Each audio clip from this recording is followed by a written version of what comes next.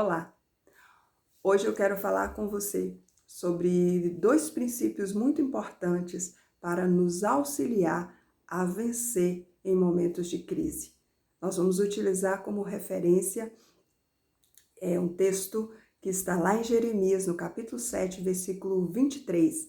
Ali no versículo 23, nós vamos ver o próprio Deus usando o profeta para instruir ao povo a forma como eles deveriam conduzir sua vida para serem bem-sucedidos em sua caminhada. O Senhor vai apresentar para aquele povo duas instruções, duas chaves poderosas, que ao tomar posse delas e aplicá-la, eles seriam bem-sucedidos em toda a sua caminhada, mesmo vivendo um momento de crise, mesmo vivendo ali, em meio a um cenário caótico, um cenário de crise moral, um cenário de crise espiritual, como aquele povo estava vivendo.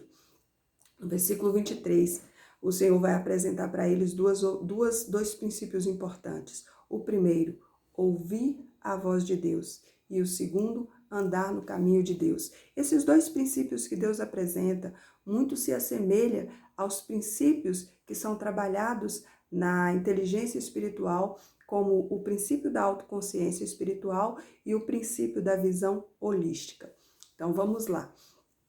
O primeiro princípio, que é o dar ouvido à voz de Deus, ele era primordial para que Deus pudesse ouvir a voz do povo, para que fosse gerado no coração daquele povo o arrependimento genuíno. O povo estava vivendo um momento de crise espiritual. Eles haviam perdido a sua identidade, eles haviam optado por caminhos que distanciavam eles cada vez mais de Deus, Após viver ali um período de decadência espiritual, eles estavam acostumados à dupla adoração. Eles já não tinham mais uma identidade espiritual. Eles adoravam a vários deuses. Eles mantinham o templo como uma referência de proteção.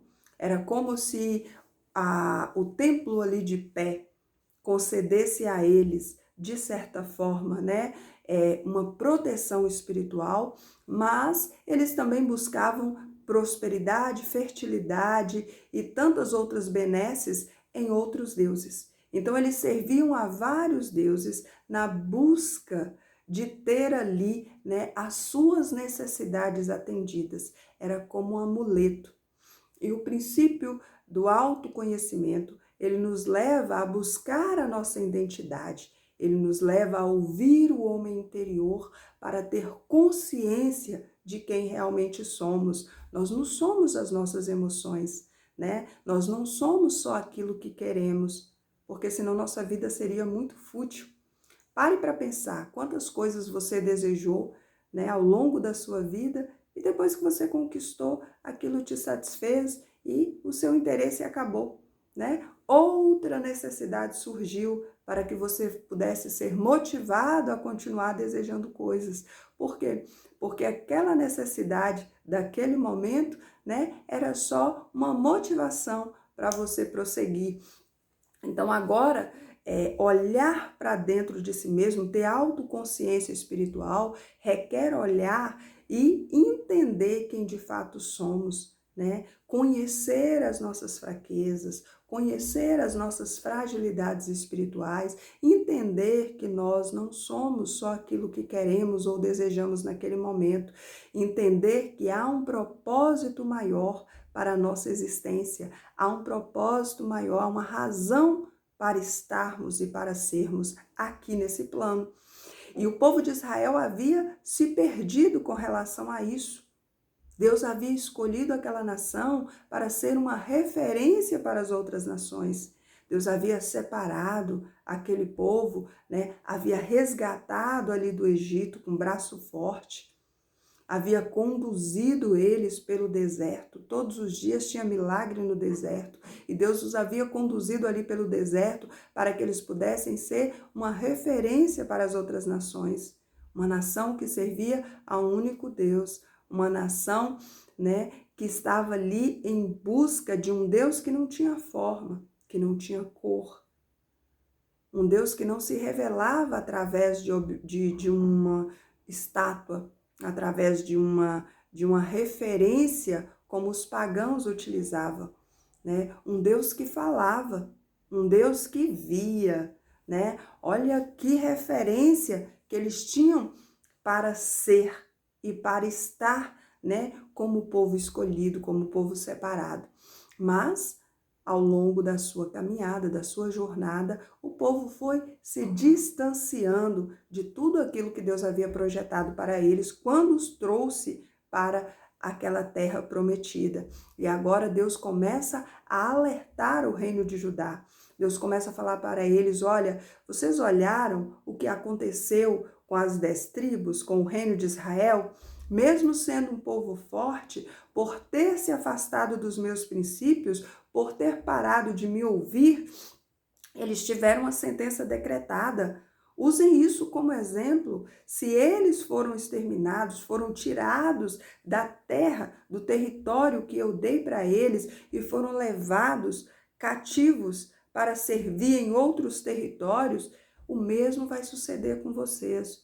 Só que mesmo olhando para o exemplo das 10 tribos irmãs, o reino de Judá não consegue mudar, porque eles estavam muito certos da sua religiosidade. E a nossa religiosidade, ela é um perigo para a nossa autoconsciência, né? A religiosidade é um perigo para a autoconsciência, porque a minha religiosidade me impede de examinar a mim mesma. A minha religiosidade, ela me garante que está tudo bem, que está tudo certo, mesmo as coisas não estando bem.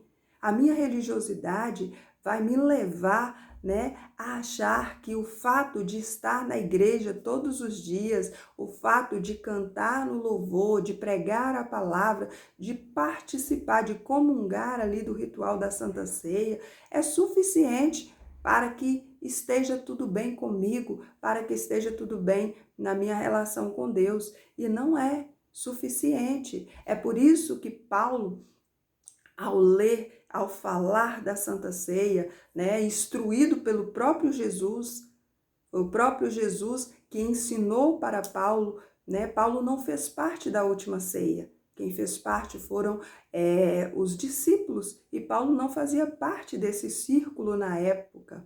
Mas ele vai falar que eu recebi do Senhor, que ele tinha recebido do próprio Jesus, o que ele também estava ensinando. E ele vai ensinar ali, naquela preparação, naquele ritual da Santa Ceia, nesse memorial, ele vai dizer: olha, examina-se, pois, o homem a si mesmo. Esse autoexame é justamente essa autoconsciência, né? Examinar a mim mesmo para entender se eu estou dentro do projeto ou se eu já saí do projeto guiada pelo princípio do prazer, né? É muito importante essa autoconsciência, porque ela vai me instruir a parar para ouvir o homem interior, né? Aqui Deus está falando isso para o povo de Judá. Ó, ouça a minha voz.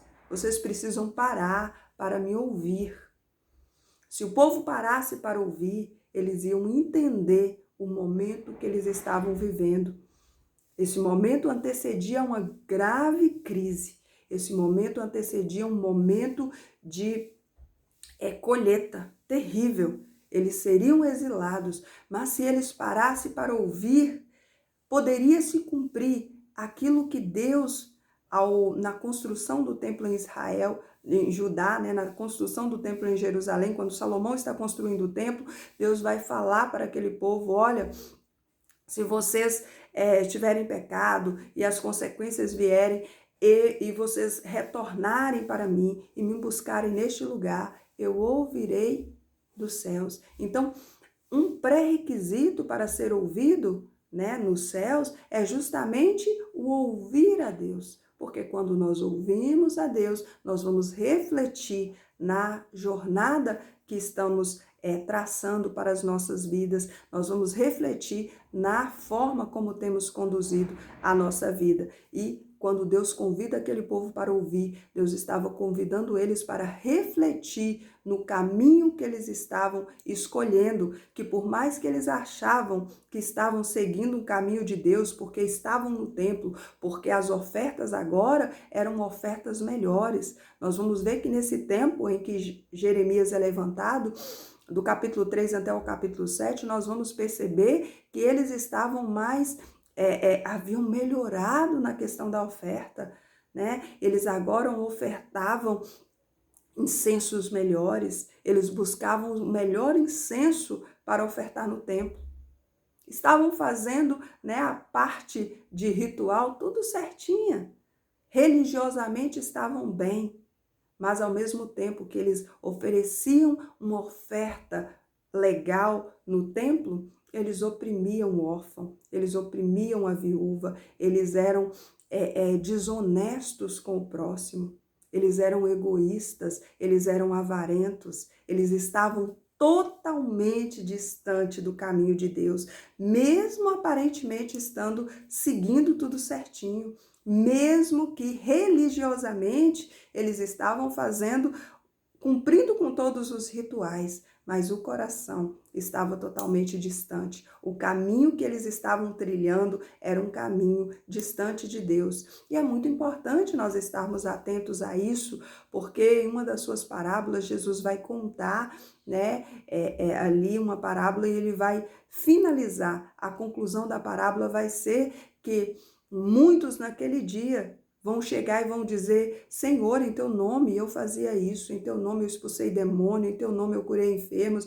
E o Senhor vai dizer para ele: apartai-vos de mim, porque eu não vos conheço. Então, mesmo com toda a religiosidade, nós podemos não ser conhecidos de Deus. Nós podemos estar seguindo um caminho distante de Deus. Então, nós precisamos parar para ouvir a voz de Deus. Nós precisamos ter sensibilidade para ouvir essa voz, para tomar decisões a partir, né, da orientação do Senhor, para escolher por caminhos que de fato são caminhos que Deus escolheu. E muitas vezes o caminho escolhido por Deus para nós não é um caminho que atende ao nosso ego. Não é guia. Nós não somos, quando nós entregamos nossa vida para Jesus, nós deixamos de ser guiados pelo princípio do prazer. É por isso que há uma luta tão grande entre você e sua carne, entre você e o que você deseja. Essa luta é intensa porque você tem desejos e necessidades que são próprias da sua natureza. No entanto, o homem interior, ele também tem princípios e normas que ele precisa obedecer. E um dos princípios que resume é amar a Deus acima de todas as coisas e o próximo como a ti mesmo. Então, aí dentro dessa normativa estão princípios morais que vão de encontro ao nosso egoísmo, à nossa avareza. Dentro dessa norma de amar o próximo como a ti mesmo, há princípios que vão nos constranger nas decisões que tomamos. Mas são princípios fundamentais para que possamos ser bem-sucedidos, para que possamos ser prósperos. E até o conceito de prosperidade, ele vai de encontro ao conceito que formamos, porque de forma bem conceitual, muitas vezes nós associamos o termo, né, o termo prosperidade apenas com questões financeiras. Nós achamos que uma pessoa próspera é uma pessoa que tem dinheiro. E como a Bíblia vai nos revelar que estamos enganados quando associamos prosperidade com dinheiro apenas. José estava cativo ali, estava como servo na casa de Potifar. Mas a palavra vai nos dizer que José era próspero, porque em tudo que José colocava a mão, prosperava, porque o Senhor era com José. Era um servo. Não trabalhava pelo dinheiro porque nem recebia, mas era próspero no que fazia. José é retirado dessa condição onde ele tinha uma certa bonança e é levado para uma prisão. Que é adversidade, né? Talvez você diga: nossa, que luta, quando lê a história de José. É levado para uma prisão. Só que a palavra vai dizer que lá na prisão, José era próspero. Tudo que ele colocava a mão, prosperava, ele era bem-sucedido em tudo que ele fazia. Então a história de José e tantas outras já nos leva a compreender, né, que o termo prosperidade na palavra não está associado simplesmente a questões financeiras, né? Mas está associado à presença de Deus na vida de alguém, está associado a essa promessa de que não estaríamos só. Só que para que essa presença esteja conosco, nós precisamos ter sensibilidade para ouvir a Deus e nós temos que estar sendo guiados no caminho do Senhor. Temos que abrir mão de algumas escolhas para viver o projeto que Ele estabeleceu para nós. Então, nesta manhã, um conselho que eu te dou: quer ser bem-sucedido em tudo que você faz? Quer ser próspero? Quer ser conhecido na eternidade? Comece a ouvir mais a voz de Deus. Ouvir a voz de Deus nos constrange às vezes, porque em alguns momentos vai vir justamente de encontro a quem somos e as escolhas que fazemos. E muitas vezes nós estamos tão guiados pelo princípio do prazer que nós só temos olhos para a necessidade que temos e não conseguimos enxergar tudo aquilo que está sendo construído a partir das decisões que tomamos. Não conseguimos enxergar o perigo eminente. Israel não conseguia. Judá também não conseguiu. Eles estavam tão imersos em meio à vida que havia escolhido, eles estavam tão imersos no princípio do prazer, querendo ter suas necessidades atendidas, que eles não conseguiram visualizar que cada vez mais eles se afastavam de Deus, que cada vez mais eles estavam distantes de Deus, mesmo continuando na prática religiosa, mesmo se resguardando de todas as formas. Eles serviam a Deus para ter ali as promessas mantidas, mas serviam também aos deuses daquela terra, daquelas regiões, para ter também ali a prosperidade que eles buscavam. Religiosamente, eles estavam se assegurando de todas as formas, mas sem conhecimento espiritual, sem essa análise, sem esse autoconhecimento. Se tivessem analisado a si mesmo, examinado a si mesmo, eles teriam identificado onde havia perdido, né? Onde haviam se distanciado do Senhor. Eles haveriam, né, de compreender qual foi o ponto exato que eles distanciaram, mas eles não pararam para ouvir a voz, e por não parar para ouvir a voz, eles tiveram um templo destruído. O Senhor falou: olha, esse templo que vocês tanto prezam por ele, esse templo que vocês tanto estão aí achando que por conta dele vocês estão protegidos, estão resguardados, ele vai ser destruído. E quantas vezes nós somos balançados na nossa fé, né? Naquilo que acreditamos, naquilo que tomamos como referência. Nossa, eu vou receber porque eu orei um período aí, orei a madrugada inteira, eu jejuei a madrugada inteira, mas oramos e jejuamos sem um arrependimento genuíno. Praticamos ali, às vezes nos doamos muito para a igreja, mas não há um arrependimento genuíno. Continuamos com as condutas morais, né, distantes daquilo que Deus estabeleceu para nós. Continuamos com uma conduta onde não somos um bom perfume de Cristo por onde passamos. Continuamos com a conduta moral que nos constrange diante de Deus. Então é necessário esse autoexame, é necessário olhar para si mesmo. Eu sei que você deseja ser bem-sucedido, eu sei que você deseja ser próspera em toda a sua caminhada, e Deus também deseja isso para você. Mas nesta manhã Ele está te dizendo: olha, examina-se a si mesma, pare para ouvir a minha voz, mude o que precisa mudar, renuncie ao que precisa renunciar, para que você seja aquilo que eu quero que você seja. Eu tenho um caminho para você, eu tenho um projeto para você, eu tenho pensamentos de paz ao seu respeito. Eu quero sim que você seja uma bênção para essa nação, eu quero sim que você venha impactar essa geração, Mas para isso eu preciso que você mude a sua forma de conduzir a sua vida.